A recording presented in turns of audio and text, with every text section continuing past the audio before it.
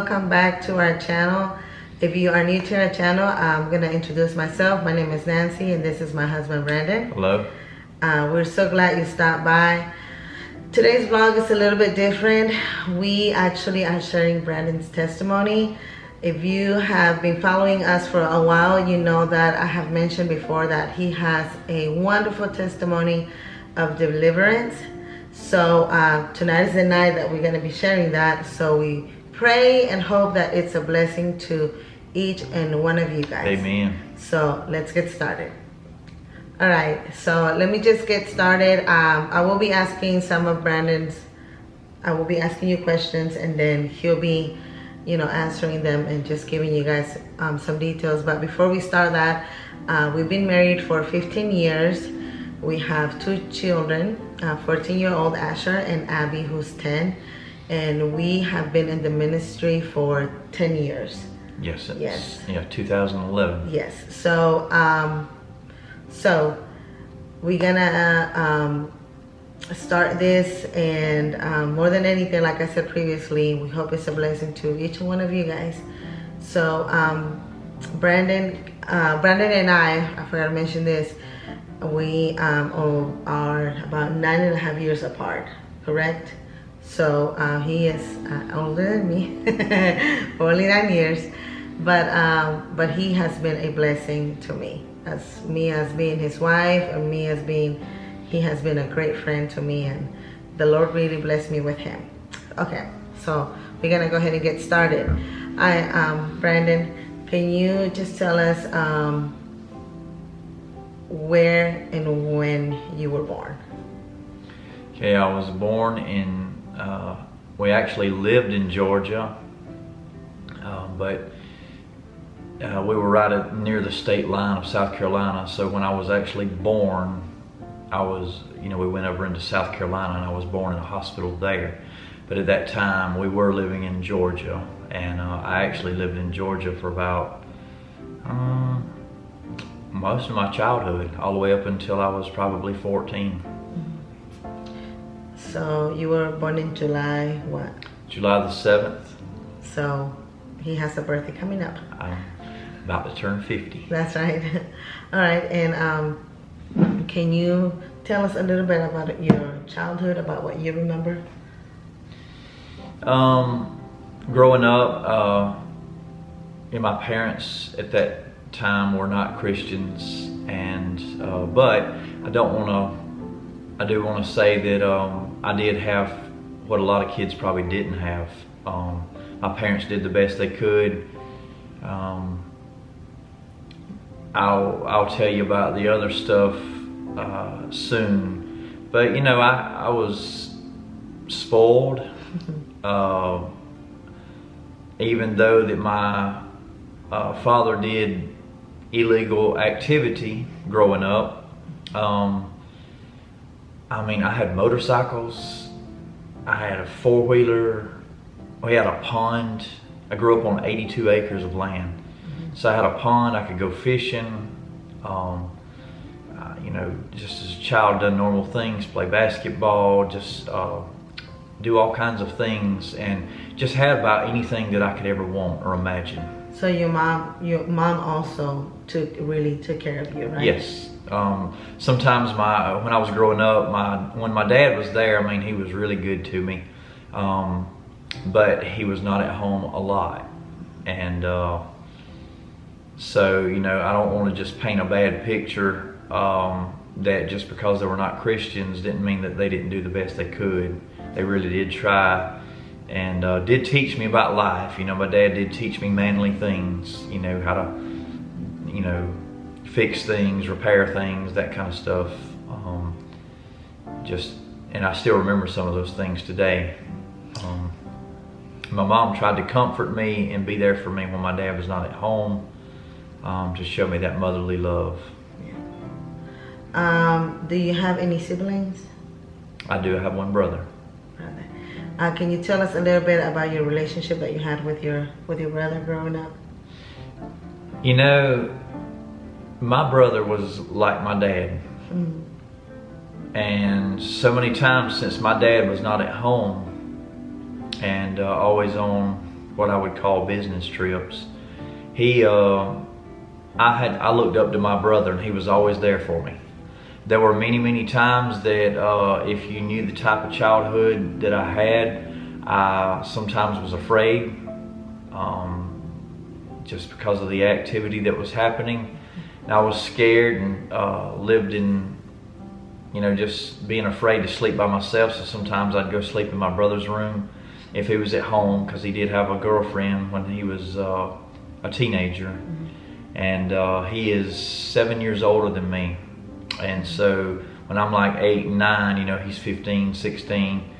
And so I would find him whenever he was at home and ask him, can I come in? And so we had what he called Jack and Jill bathrooms, so you could go in from one bedroom to the other one through the bathroom. And so sometimes he would leave the bathroom door unlocked on purpose, because he knew he'd gotten so used to me coming in there, he would just leave it open for me to come in, and I could go in. And so, in saying that, he was more like a dad to me, because he was there for me all the time. Also, you had grandparents, right? The side of the family, but you were really close. You had two grandmothers, which your dad's mom and then your mom's mom. Can you tell us a little bit about them, and how was your relationship with them? I had a good relationship with actually both of them. My grandmother lived in Georgia, and a big town in Georgia. And as a little boy, I would go and visit her quite often. That was your dad's mom, right? Yeah, Dad's mom. I was only a couple hours away. And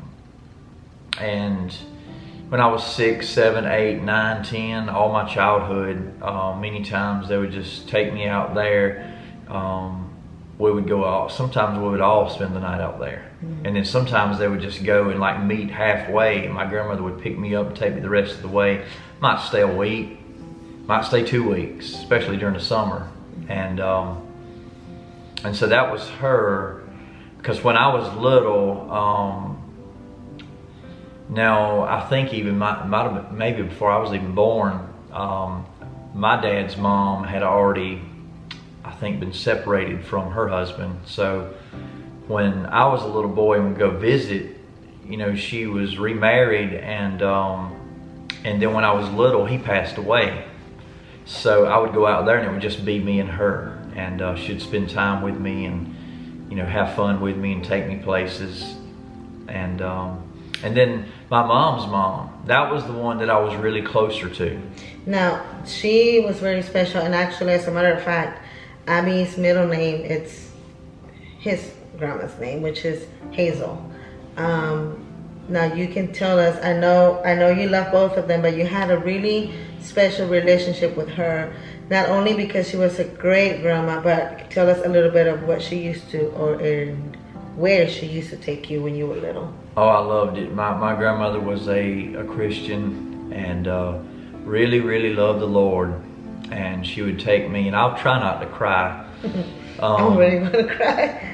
She'd take me to church when I was little, and so because my parents didn't go to church, I would go visit this grandmother often, a whole lot more often than the other one, and which she was only like 30 minutes away. And so many times my parents would go and take me over there and drop me off, and I would stay with her for a week, 2 weeks, ever how long I wanted to. And she would take me to... She also had a sister, right? She had a half-sister. What's her name? Opal. Opal, that's right. And so my grandmother would have fun with me, but one thing that always stuck out to me and what meant the most is she took me to church. And she always had me in church every Sunday, every Wednesday, sometimes even Sunday nights. And didn't you say that she used to sell donuts to raise money for missions? Did you help her do that? I helped her do that before. She would raise money for missions. She's gotten trophies for that growing up. And she even helped you win a trophy too, right? For raising the most money. And so she was always a big giver, always big into doing the fundraisers and trying to help the church and doing that for the Lord. And she just made a big impact in my life, because I remember on Sunday mornings that if I spent the night over there on Saturday night, that I would walk in after I woke up and walk into the living room.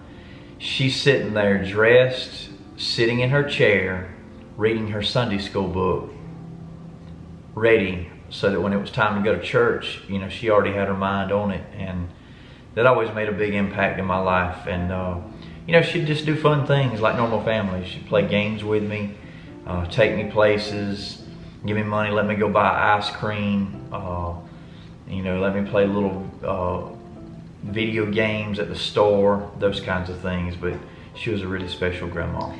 Okay, so we're gonna fast forward. What year did your mom get saved?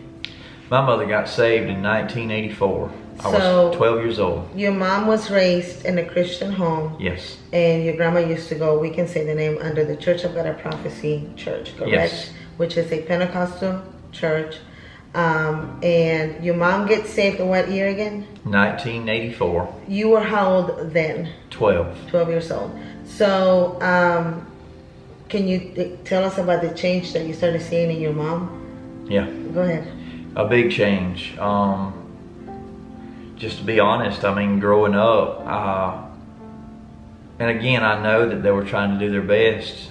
You know, some people got problems, and she was trying to keep that covenant in her marriage. She stayed with her husband, my dad. So she was trying to do what was right, and I guess she felt like to do whatever he was doing. So there were drugs, there was alcohol. And so my mother, you know, drank a lot, just trying to be there for my dad and support him. And she didn't want to go against him. So she done all those things, and, you know, being high and drunk and all those things. But when I was 12 years old and she got saved, a total drastic change in her life. I seen the difference. She laid all that down, completely gave her life to the Lord, and never looked back, and never did those things again. And you know, just started trying to help me, and you know, just by her example of just seeing her total dedication to God and starting to read the Bible and pray, that made a difference. So you were how old? You said 12 years 12. old, and then but you got into your teenage years, and you were exposed to other stuff. Yes. Can you tell us at what age did you consume drugs and alcohol for the first time? And so, and just to kind of bring that up to date, you know, even though my mother had became a Christian and I'm 12 years old, I've already seen a lot up until that age. As a child, I have seen probably from the cracks through doors that nobody probably knew what I saw. I probably saw more drugs than most kids my age. And I saw a lot of drug activity. And you know, when you're young and you grow up in that, you're curious because nobody's telling you, you know, like, you know, don't do this or this is wrong. For you, yeah. I'm just seeing it. And so automatically I'm going to think, well, if the adult can do it, why not me? So I'm 12, my mom gets saved, but I'm already at an age where, you know, age of accountability. I'm already at an age where I'm being tempted. I'm already at an age where, you know, things are coming at me, and I'm growing through all those things that any kid that age would go through. And so by the time I turned 14 years old, somebody close to me offered something that I saw, and living in a lot of arguing going on in the home because of drugs and alcohol. I was afraid. I was scared. I was afraid something bad was going to happen.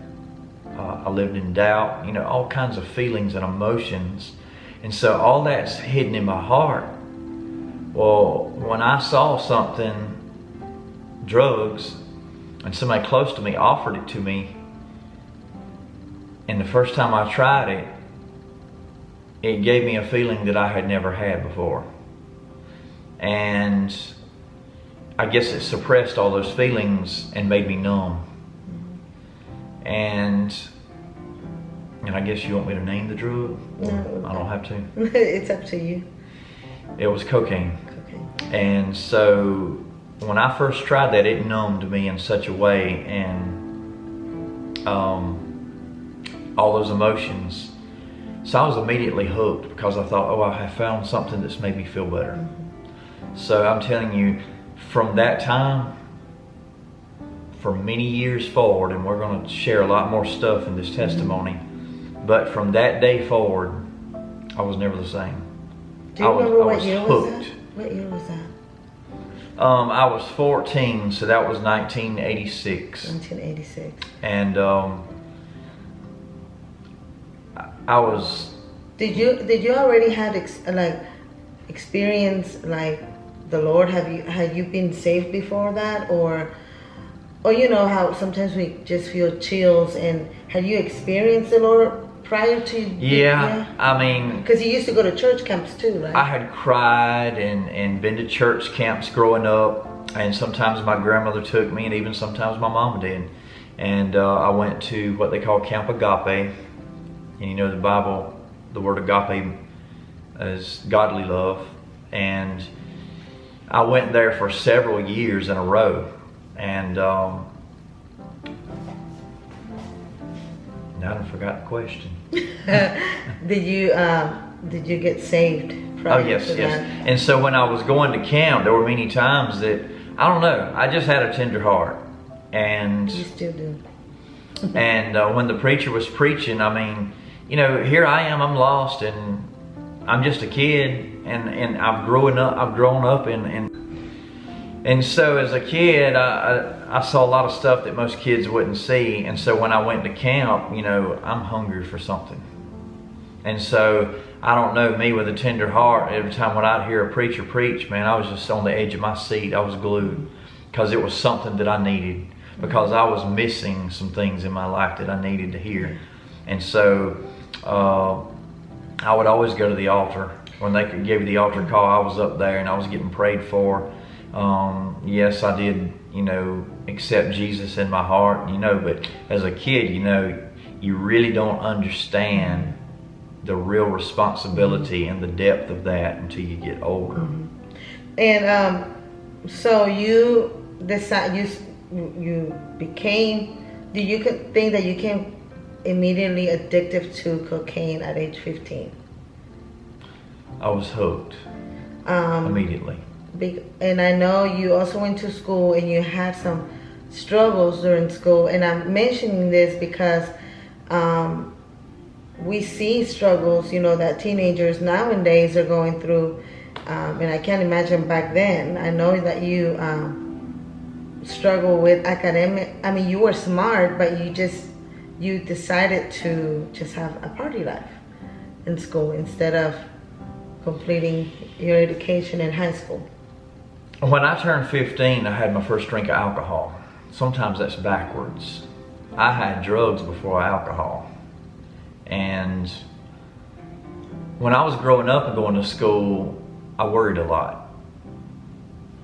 I'd bite my fingers all the time because I constantly lived in fear and anxiety and scared because my parents fought.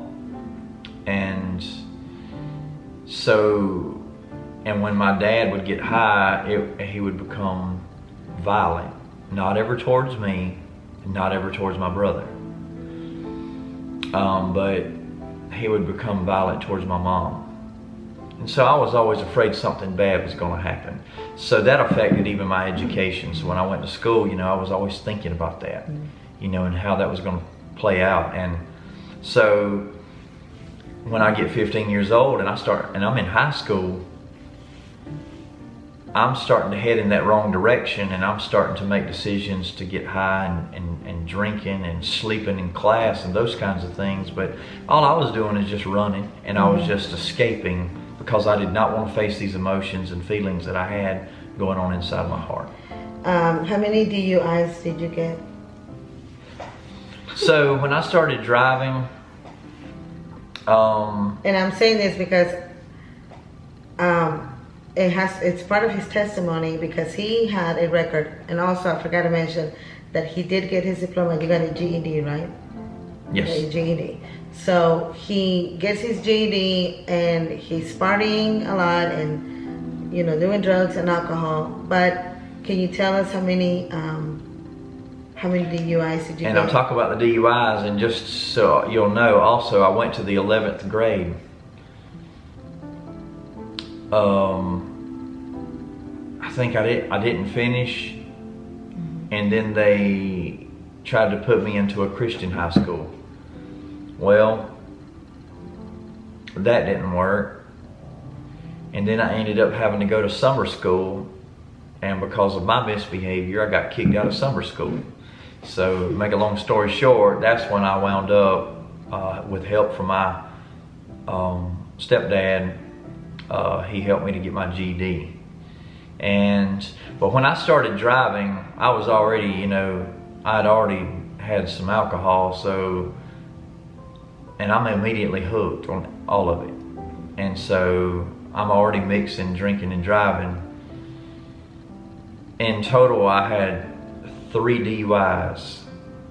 Now, if you're familiar with a DUI, you have to get SR22 insurance, special insurance for when you go through that. That lasts for 3 years. Well, I had it 3 times. So I had SR22 insurance for 9 years, which is a lot higher insurance. Yes. And so I couldn't learn my lesson, but I was just, I guess what I would say, bent towards the world. I was just wild and party life, and I kind of picked that up also from just what I saw as my dad. My dad was a big entertainer. He loved to entertain crowds. He loved to be the one who had the big parties, you know, invite 50 people over to the house. Well, that was me. I wanted to do the same thing. I wanted to entertain people and be the one who's, you know, got the money, got the drugs, whatever.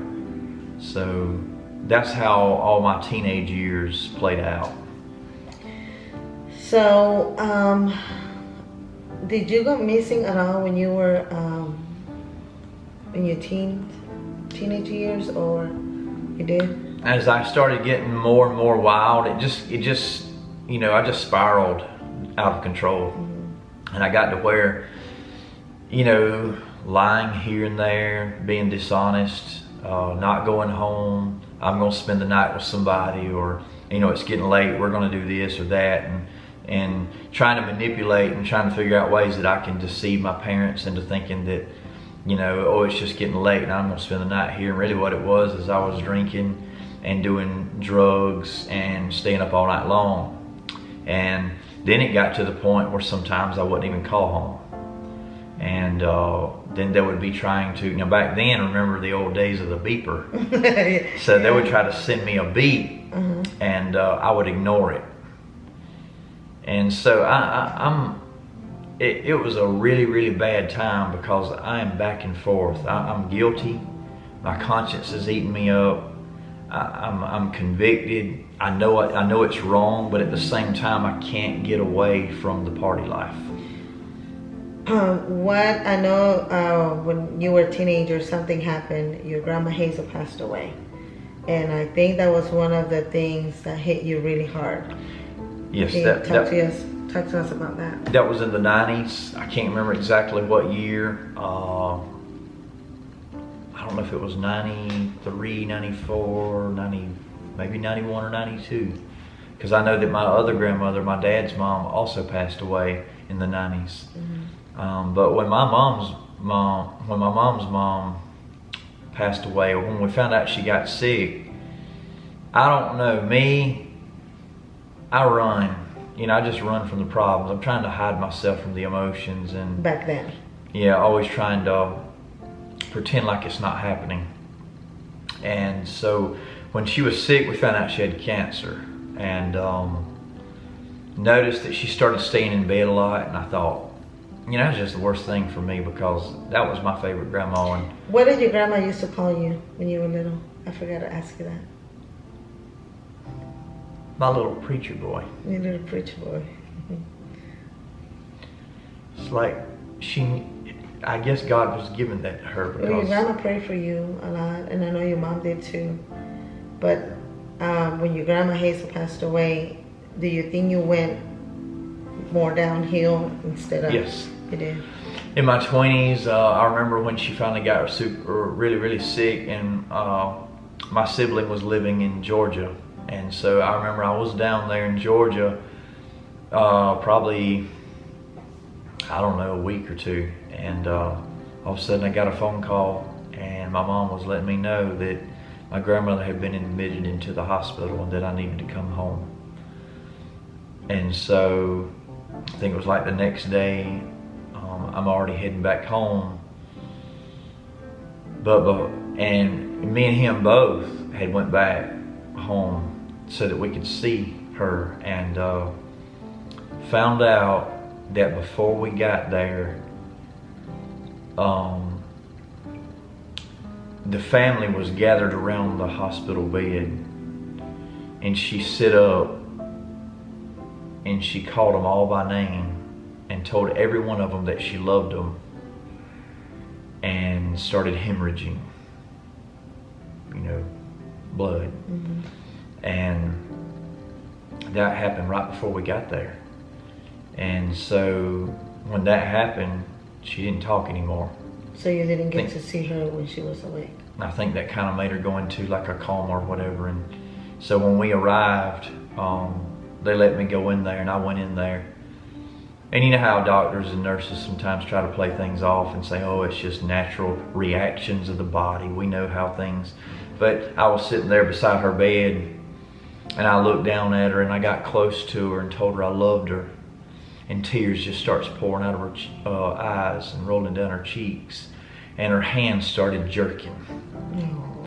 And I knew that she heard me. Mm-hmm. And I tried to tell that to somebody, but they tried to play it off like, oh, that was just something else. But I knew she heard me. Mm-hmm. And that let me know, that made me feel better. Mm-hmm. And so when that happened, I don't know, I was a runner. And so it just made me go further and deeper into drugs and alcohol. And then I want to ask you about this. I know she passed away, you guys had the funeral and everything. And then your mom invites you to a revival, right? A couple of years later? Or what's that? Yes, that was... was that before your grandma passed? No, that was after. That was about 1998. And you were already... 72, 82, 92. I'm 26 years old. Really? Oh. In 98, I'm 26 years old. Okay, so... so I was in my 20s when my grandmother died. When your grandma passed away, I thought it was in your teens. All right, so your mom invites you to a revival to hear this preacher that you guys weren't familiar with her, right? That's when you first met her? Am I right? Yes. Okay. So tell us about that experience when the Lord really touched your heart at that time. Really touched my life. I'm like, I still, even though I was doing drugs, even though I was drinking, even though I was really just a drug addict, a really bad alcoholic. I mean, I drank 7 days a week. Any chance I could get, sneak it in the bedroom, whatever, during the night. I'm not sleeping at night. I'm staying up all night partying as much as possible. So one day I remember in 98, my mother said, there's a lady coming to the local church where my mama was a member. And she said that she's going to be running a revival. Now I got to tell you, there's two wonderful things that happen in that revival. This woman come, and as my wife said earlier, it's a Pentecostal church. And so this lady, when I went that night, it was like it didn't matter if nobody else was in the room. It was like that message was just for me. Just what I needed to hear. And it really got my attention and convicted me like no other. And I remember tears was streaming down my face. And I'll never forget the title of the message, Run for Your Life. And it really put the fear of God in me. And I knew that if I kept going down the road that I was going down, if something didn't change, drugs and alcohol was going to destroy me. But I must say, that was not the final time that I gave up drugs and alcohol. It did get my attention. I cried like a baby. I did go to the altar. I got prayed for. I asked the Lord to come into my life. God really, really touched me. And I mean, He did some changes in my life that night. It made such an impact on me, I never forgot it. And from that day forward, even though it was not long after that I got tempted and did go back, but I lived under such conviction. Do you know the dangerous part about that I'll just say, maybe it'll encourage somebody out there, is that because God touched me in such a way, and because I was so convicted, when I went back and I was tempted and I gave back in to the drugs and alcohol, I had to do that much more to try to cover up all those feelings and all that conviction, because now I know that God's chasing after me, and He wants me to serve Him, and now I got to do that much more and party harder to try to run from that. But I want to also just make a point here that at this particular time,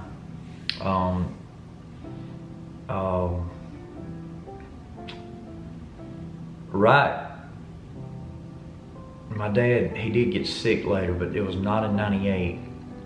But anyway, something had happened, and I did want to say that after I left this part out. When I was 1984, when my mom got saved, it was about 84 or 85, my dad got caught and went to prison. Oh yeah, we forgot about that. And so they gave him 9 years, should have given him 20. Just honest, they should have given him 30. If I went into those details. They only made him serve 4.5 years, half of it. Because of his, what do you call it? Behavior, right? Because of good behavior. Good behavior, yeah. And so he had to serve federal and state. And so anyway, to make a long story short, my parents, were, in other words, he did put the drugs behind him. Everything was normal. He did drink sometimes, every once in a while, but it was nothing like when I was little. None of that no more. Now it was just, he was just like hanging out with his buddies or whatever, but none of that fussing and fighting going on. And your mom was owning some restaurants then, yes, right? And then when I was in high school, my mom owned a restaurant similar to a Waffle House, and I worked there. She had it for like 7 years, and I forgot about your dad's prison and that too. And so, their marriage was fine, everything was, and then something happened later that leading up to that revival about 1998 that so during the revival, when I gave my life to the Lord, at that same time there was just a problem that was going on between my parents, and just some things that transpired. And all I'm going to say is it was a pretty bad situation. I mean, it was really, really bad. But out of that revival, God touched my mama, healed their marriage, and brought them closer than they probably had ever been. But a lot of things was happening at that time, and so like I said, not long after that revival, it wasn't long that I was tempted. I did get back into the world and back into the drugs and alcohol. But how long did you stay clean without having anything after that revival? After the revival, I stayed clean for, I don't know, it was weeks, probably a month. I can't remember. But I didn't have enough knowledge and enough foundation to really grow in the Lord. because, you know, I'm just like a new babe. And your really mom don't know. was encouraging you Yes. to read your word and to pray, because she knew that the enemy would bring that temptation back to you. That was something that I've testified a lot about, even till today, that she would say, you know, have you read your Bible and have you prayed and those kinds of things, and she would encourage me in that. But I look when I as I got older and I look back on that, I realized that I was doing those things, but for her, because I wanted to honor my mom. I wanted to do it for her, but I realized that I wasn't doing it for me, and that's what made the difference. Is because since I was doing it for her, it didn't mean a lot to me.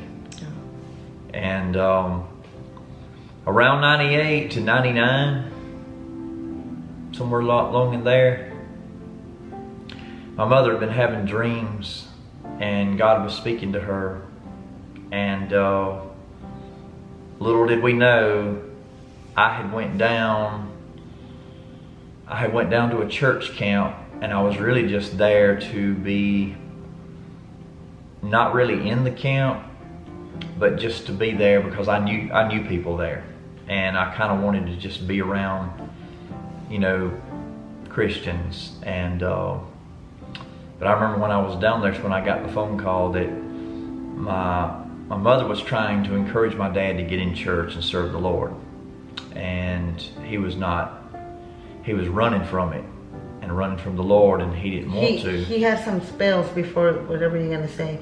He was having some problems, right?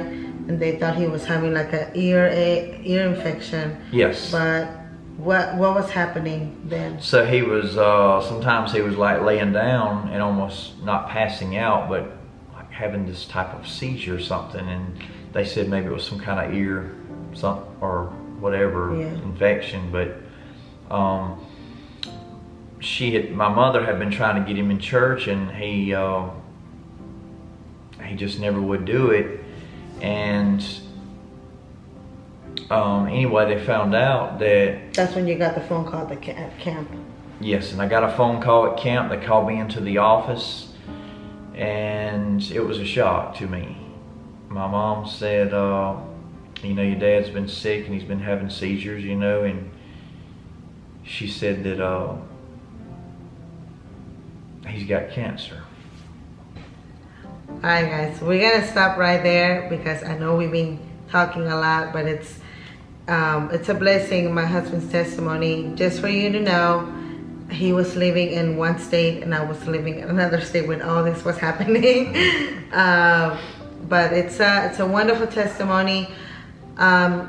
Please make sure that you share and that you like this video. We hope that so far it's been a blessing. And if you know anyone that is struggling with addiction, let them know that there is hope, that in Christ there is hope. Amen. Amen. So I hope you guys have enjoyed so far, and we will see you guys in the next video for part 2. We'll see you guys later. Bye-bye. God bless you. God bless y'all. Bye.